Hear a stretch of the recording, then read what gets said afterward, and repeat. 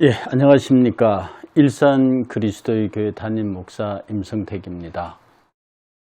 오늘은 가스펠 줌 스튜디오 회복과 치유를 위한 상담 그 두 번째, 여러분들이 저에게 주신 질문에 관해서 답변을 드리고 함께 생각해 보는 시간을 갖도록 하겠습니다. 여러분이 주신 두 번째의 질문이 뭐냐 하면 이단과 사입이 어떻게 다른가, 그리고 여러 교단의 차이는 무엇인가 하는 것입니다. 어떻게 이단과 사입이, 그리고 제가 여기 하나를 더 붙여놨는데요, 자유주의, 이것이 정통교회와 어떻게 다른지에 관해서 함께 생각해 보도록 하겠습니다. 그럼 시작하겠습니다.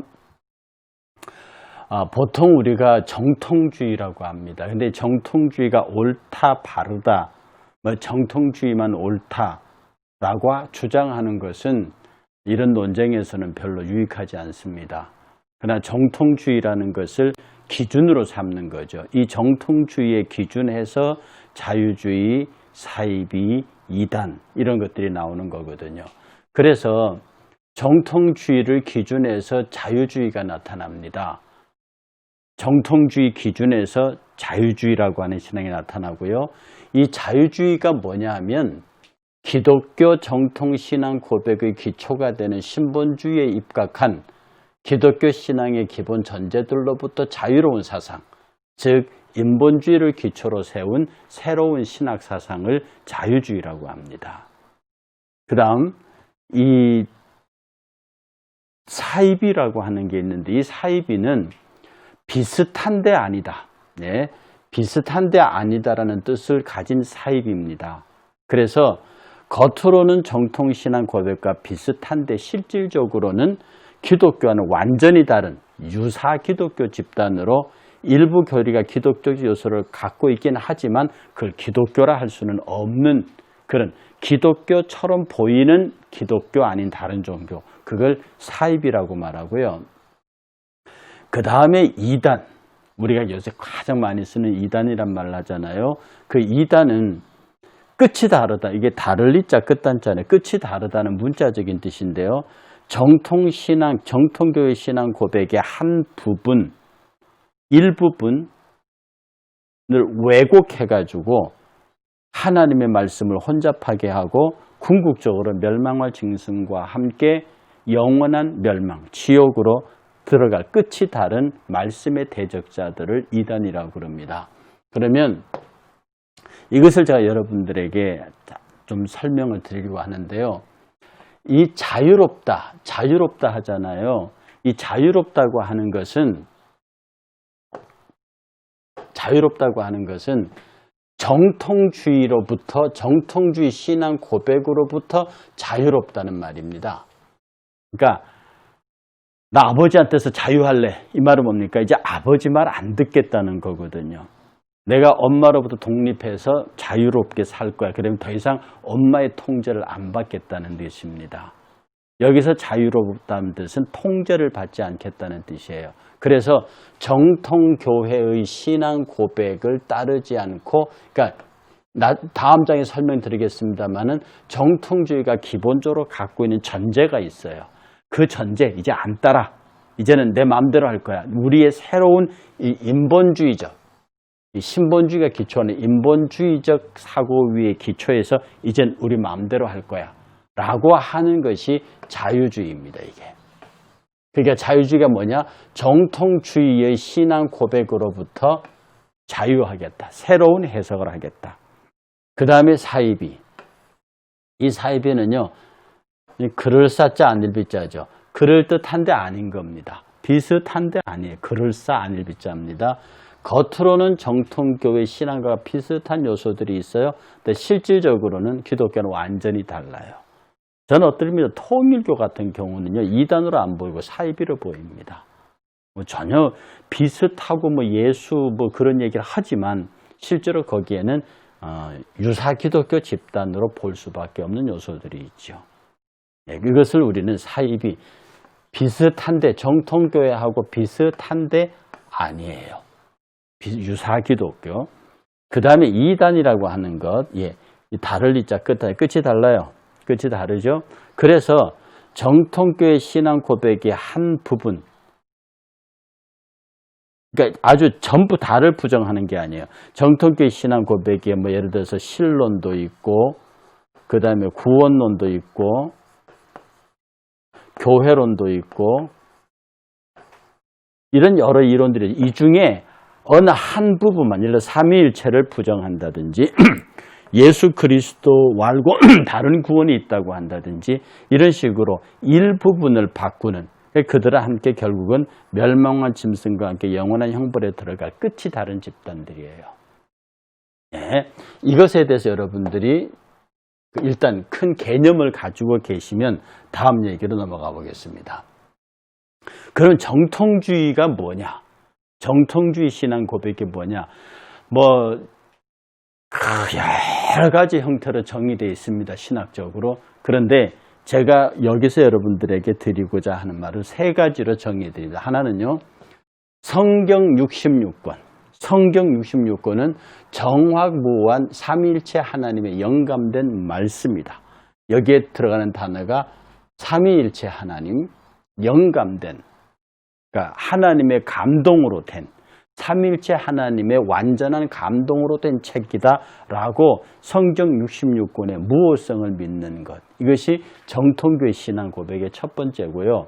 두 번째가 뭐냐면 예수 그리스도만이 타락한 창조와 타락한 인간 구원, 타락과 구원, 창조와 구원의 유일한 중보자이시다. 예수 그리스도만이 창조와 구원의 유일한 중보자다 라고 믿는 것.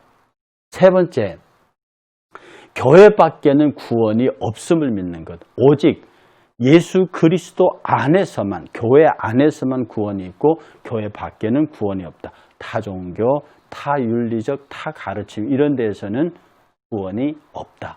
그래서 정통교회 신앙 고백은요, 이 위의 신앙 고백을 증명 없이 그대로 받아들이는 거예요. 이것을 여러분들에게 차곡차곡 한 번 더 정리를 해드리면요, 여기서는 하나님의 66권 성경 말씀은 정확무오하다라고 믿는 거예요. 이 정확무오성은 하나님께서, 제가 지난주 강의도 말씀드린, 하나님께서 말씀을 쓰실 때 당신이 막 불러주고 인간이 받아 적었다는 그 기계적 영감설이 아닙니다. 이 영감은 하나님께서 그 저자의 인격, 학식 정도, 삶의 배경, 여러 가지를 다 종합적으로 사용하셔서 그것이 그대로 하나님의 말씀이 그를 거쳐서 하나님의 뜻을 그대로 표현할 수 있도록 하신 것을 영감이라 합니다. 사도 베드로가요, 바울이 쓴 책을 보고 이렇게 말했습니다. 경은 사사로이 풀 것이 아니다. 그것을 함부로 풀다가 망한 사람이 많다, 이렇게 말했거든요. 이때 사사로이 풀지 말라는 것이 많은 학자들이 그것을 바울의 서신으로 봅니다. 바울은 학문이 대단한 사람이었어요. 그리고 유대 랍비였고요. 그러니까 유대교의 정통했고요. 가말리엘 문화에서 배운 사람입니다. 그리고 복음에 정통한 사람이에요. 그리고 그는 헬라 철학에 능했고 이 헬라어에 능했던 사람입니다. 그러니 이 바울이 가지고 있는 그 배경과 학식과 그런 것으로 쓴 책의 내용에 관해서 베드로도 함부로 못 풀었던 거죠. 그러니까 우리가 하나님의 말씀을 베드로가 쓸 수 있는 책이 있고 바울이 쓸 수 있는 책이 있어요. 그래서 하나님은 각 사람을 감동하셔서 당신의 뜻을 그를 통해서 전달해 놓으셨습니다. 다윗과 솔로몬은 왕이었어요. 그러나 다른 저자들은 농부도 있고요, 어부도 있고요. 이런 다양한 직군의 사람들이 성경을 기록했지만 비록 많은 사람들이 각각 다른 장소에서 다른 언어로 그렇게 기록했지만 그것은 삼위일체 하나님께서 영감하신 책이라서, 그래서 성경책의 신비 중에 하나가 그렇게 많은 저자들이 그렇게 다른 장소에서 1600년간에 걸쳐서 기록된 성경이 주제가 똑같아요. 그게 뭘 얘기합니까? 그것은 저자가 한 명이라는 겁니다. 그러면서 저자는 삼위일체 하나님의 영감된 말씀이 성경이다라고 하는 것이, 믿는 것이 정통교회의 신앙 고백입니다. 두 번째가 예수 그리스도만이 창조와 구원의 유일 중보자다. 첫 창조와 둘째 창조를 하나님께서 말씀으로 창조하셨어요. 예수 그리스도가 말씀이십니다. 그래서 예수 그리스도만이 창조와 구원의 유일한 중보자예요. 다른 중보자, 마리아가 끼거나 베드로가 끼거나 바울이 끼면 안 됩니다. 오직 중보자는 한 분밖에 안 계십니다. 이걸 믿는 거예요. 그 다음에 교회 밖에는 구원이 없습니다. 이게 이제 요새 그 종교다원주의에서 나오는 익명의 그리스도론에 반박하는 거죠. 알 수 없는 그리스도. 이 익명의 그리스도가 뭐 불교에는 미륵으로 나타나고 뭐 힌두교에는 뭐 어떤 것으로 나타나고 이런 식으로 다른 종교에도 그리스도가 있다, 구원이 있다라고 가르치는 종교. 이런 것들을 믿는 것, 이런 것들이 없다고 하는 것을 믿는 것. 바로 여러분들 이런 데서 위의 증명을 증명 없이 그대로 받아들이는 거예요. 그대로 받아들이는 것. 제가 다른 강의에서 말씀드리겠습니다만 하나 더하기 하나는 반드시 둘은 아니죠. 이건 산수, 수학을 하기 위해서는 이건 믿어야 하는 거예요. 물방울 하나에다가 물방울 하나를 더하면 물방울 두 개가 아닙니다. 큰 물방울 하나죠. 숫자상으로는 하나 더하기 하나는 둘입니다. 그렇죠? 근데 이 식을 보면 하나 더하기 하나가 돼버리잖아요. 하나 더하기 하나는 하나입니다. 플러스 전자 하나와 플러스와 마이너스를 더하면은 이건 0이 나오죠. 하나 더하기 하나는 0입니다. 무슨 말씀인지 아시죠? 그래서 증명 없이, 이건 증명되는 게 아닙니다. 신앙적으로 그대로 받아들이는 것을 정통주의 신앙 고백이라고 합니다. 굉장히 중요해요. 그러니까 저와 여러분들이 성경 66권은 정황무한 하나님의 삼일체 하나님의 말씀이라고 증명 없이 믿는 것, 예수 그리스도만이 창조와 구원의 유일한 중보자라는 것을 증명 없이 믿는 것, 교회 밖에는 구원이 없다는 사실을 증명 없이 믿는 것, 이것을 믿을 때 바로 그 사람을 정통신앙 고백자라고 말합니다. 이것 가운데 어느 한 부분을 비틀어 이걸 비틉니다. 어느 하나를 비틀면 이단이 돼요.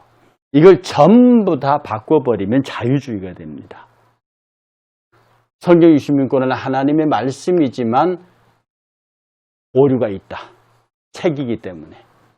예수 그리스도만이 창조 구원의 유일한 중보자가 아니다. 다른 중보자, 익명의 그리스도가 다른 종교도 있다. 교회 밖에도, 교회 외에도 다른 종교에도 구원이 있다. 이것을 인정하고 이것을 받아들이면 뭐가 됩니까? 다 이거 무너뜨리고 하면 자유주의. 하나, 두 개만 바꾸면 이단. 예, 그렇습니다. 그래서요, 사이비와 이단은 현실적으로 구분하는 일이 쉽지 않습니다. 사이비하고 이단은요, 진짜, 왜냐하면 대부분의 이단이 사이비성을 갖고 있어요. 그리고 대부분의 사이비들이 또한 이단성을 갖고 있습니다. 이게 굉장히 어려운 일이에요. 그리고 이단과 사이비, 자유의 위험성에 대해서 한국교회가 많은 논의를 거친 일치된 결론이 필요합니다. 이단은 잡아야 되고 사이비는 물리쳐야 되고 자유주의는 싸워야 되는데요. 근데 놀라운 사실은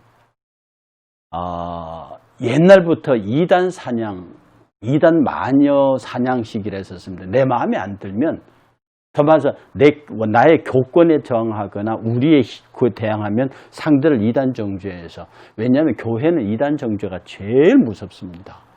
그건 피할 길이 없는 거거든요. 그러니까 이단 정죄에 걸리면 예늘이 없습니다. 그래서 누가 그렇게 말하잖아요. 아니 왜 세상 사람들은 싸우면 술 한잔 먹고 그러면 한번 다 화해되고 더 친해지는데 왜 교회는 한번 싸우면은 진짜 원수가 되느냐라고 말합니다. 그게 왜 그러냐면 이 이단 시비 때문에 그렇습니다. 교회에서 양보하고 교회에서 패배한다는 것은요, 곧 이단이 된다는 얘기입니다. 교회는 절대 진리를 가졌잖아요. 그러니까 내가 고백하는 이 진리가 맞으면 여기에 반하는 집단은 교회로부터 추방당합니다. 3.1차 논쟁 때 그런 게 굉장히 많았잖아요. 그러니 수단과 방법을 가리지 아니하고 이겨야 돼요. 그러면 지면 그 사람은 이단이 되고 추방되거든요.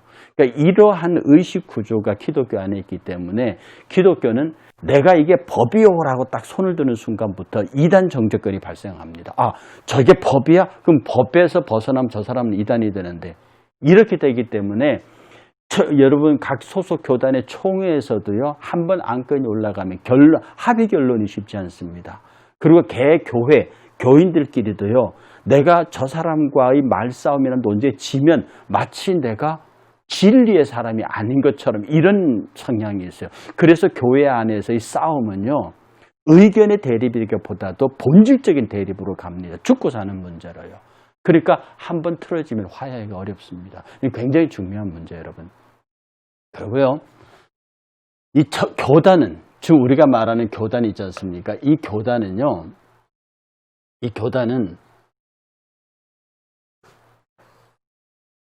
정통교회 신앙 고백을 이게 지금 이제 여기서 말하는 교단은 건전한 교단입니다. 우리가 말하는 건전한 교단, 이단들 아닌 교단은 정통교회 신앙 고백을 인정하는 교회들이에요. 일단 여러분, 지금 우리가 말하는 이단 사이비 자유주의를 빼고 건전한 교단들은 정통교회 신앙 고백을 인정한 교회들과 그들이 해석에 있어서 차이가 발생하는 거예요. 여러분 잘 아시는 루터의 만인구원설, 그 다음에 칼빈의 택자구원, 선택된 사람들만 구원받는다고 하는 선택교리죠. 이 두 사람 다 정통신앙 고백해요. 개혁자들이니까. 그런데 이 해석이 달라요. 성만찬에 관해서도 칼빈과 쯔빙글리가 격을 달리합니다. 이런 서로 차이가 있어요. 이런 것들 때문에 교단이 발생한다고요. 그래서 교단은 정통교회 신앙 고백은 인정하는데 그 해석이 달라요. 그 해석이 다르기 때문에 그 같은 해석에 동의하는 사람들이 모인 교회 정치단체, 이걸 교단이라고 합니다. 여러분들 여기서 정치를요, 그렇게 나쁘게 보지만 우리가 말해 저 사람 정치꾼이다는 그런 정치가 아닙니다. 이 정치는 교회를 그렇게 다스리고 운영한다는 뜻입니다. 그래서 교단이라고 하는 건 뭐냐면 기본적인 신앙 고백은 같이 하는데 해석에서 일부 차이가 있어서 그 차이에 동의하는 사람들이 모인 그들이 우리는 교회를 이렇게 정리하고 이렇게 관리하고 이렇게 치리할 거야 라고 하는 입장을 가진 사람들이 모인 곳을 우리가 교단이라고 합니다. 그럼 여기서 교단의 명칭을 한번 보겠습니다. 교단은 교회 정책 입장의 차이로 나누어진 것이라고 말씀을 드렸어요. 그리고 각 교단의 정식 명칭이 그걸 담고 있습니다. 뭐냐? 대한, 한국, 예수교, 기독교, 대한예수교 장로회, 한국 기독교 장로회, 한국 예수교, 하여튼 이런 게 있고요. 그 다음에 무슨 교회, 무슨 예배당. 그 다음에 또 하나를 보면요. 대한, 예수교 혹은 기독교 감리회, 대표적인 교단만 들었습니다. 그 다음에 예를 들어서 대한, 한국, 예수교, 기독교 침례회. 그래서요, 이걸 보면은요, 이것의 뜻은 이렇습니다. 제가 풀어드릴게요. 대한, 한국에 있는, 한국에 있는, 지나지 않네요. 한국에 있는 예수교 혹은 기독교, 이게 어느 교단 보면 대한예수교 장로회가 있잖아요. 대한기독교 장로회가 이렇게 기장예장 그러잖아요. 기성예성, 기침예침 이러잖아요. 그러니까 예수하고 그리스도하고 싸운다 이렇게 농담하는 분도 있어요. 그런 말 안 했으면 좋겠는데요. 어쨌든 어떤 교단은 대한예수교 장로회, 대한기독교 장로회 이렇게 말하면 이 말의 뜻은 뭐냐면 한국에 있는 예수교 혹은 기독교인데 장로회, 장로 중심의 교회 체제, 장로 중심의 교회 체제를 가지고 있는 교회라는 뜻입니다. 그 보통 여기 공공이라고 제가 써놓은 것은요, 주로 그 지방의 지역이에요. 그 요새는 이렇게 막 그 교회 이름이 예쁜 이름들이 많잖아요. 그리고 아주 의미고 특이한 이름이 많아요. 우리 일산 같은 경우 거룩한 빛 광성교회 뭐 이렇게 하잖아요. 이렇게 이름이 현대화된 것은 최근의 일이고요. 그전에는 최초에는 안디옥 그리스도의 교회, 버가모 교회 이렇게 했습니다. 그래서 그대로 보면 한국에 있는 예수교 혹은 기독교인데 장로 중심의 교회 정치 체제를 가진 제가 일산에 있는 교회 당이다. 요게 이 교단 명칭에 대한 해석입니다. 밑에 거 볼까요?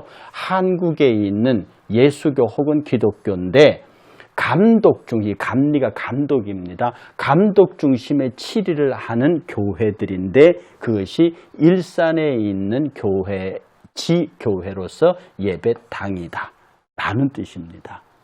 그리고 이 침례 같은 경우는요, 한국에 있는 예수교 혹은 기독교인데 침례 교리를 그 교회의 특징으로 하는 교회들의 예배당이다. 그러니까 원래 우리 눈에 보이는 이 로컬 천체는 예배당이 맞죠. 그래서 옛날에 우리 어른들 어렸을 때는 예배당 가자 많이 그랬습니다. 지금은 교회 가자 그러잖아요. 뭐 틀린 말은 아니지만 예배당 가자, 일산교회 예배당 가자 그 말이 정확히 맞는 말로 볼 수 있습니다. 그래서 여러분 이 말에 대해서요. 이 말에 대해서 제가 가지고 있는 생각이 뭐냐면 눈에 뭐가 들어갔나 봐요.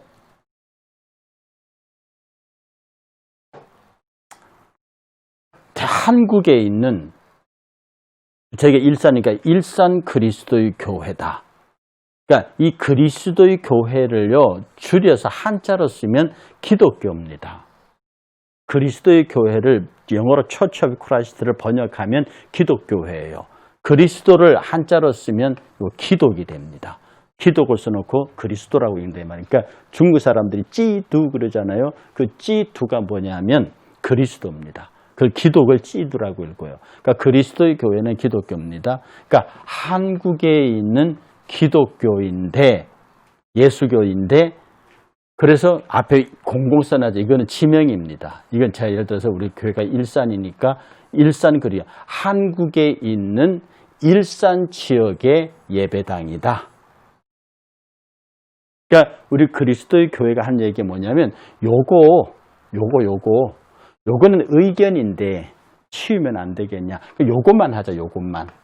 예수교를 하든 기독교 같은 거니까 요것만 취득해서 한국에 있는 기독교인데 그것이 일산에 있는 서울에 있는 방화동에 있는 강서구에 있는 그래서 한국에 있는 강서 그리스도교회, 일산 그리스도교회, 방화동 그리스도교회 뭐 이렇게 해서 있는 예배당이다. 이것이 교단을 넘어서는 그런 것이 아니냐. 뭐 그런 의견이니까 여러분들 참고하시면 좋겠습니다. 네, 그래서요.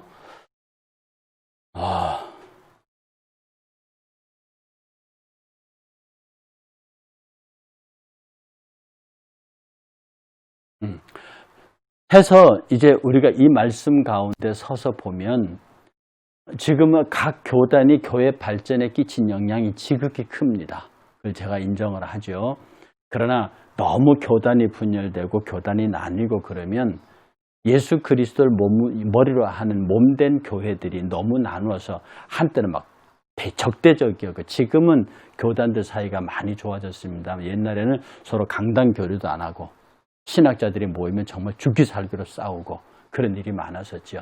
근데 이제는 그것보다도 각 신학에 대해서 서로 존중하면서 예수 그리스도를 머리로 하는 일치된 하나된 교회로 만들기 위해서 대단히 노력해야 합니다. 이것이 정통교회 신앙 고백하는 교회들의 책무고요.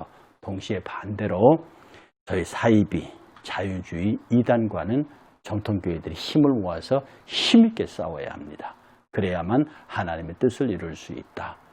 여러분이 각각 소속한 교단에서요. 각자 교단의 벽을 털고 나와서 비록 외형적으로는 교단에 소속되어 있으나 정통주의 신앙을 고백하는 모든 교회라면 다 하나로 연합해서 하나님의 거룩한 일을 할 수 있는 은혜가 있기를 주의 이름으로 축복합니다. 네, 오늘 여러분 만나 뵈서 반갑습니다. 감사합니다.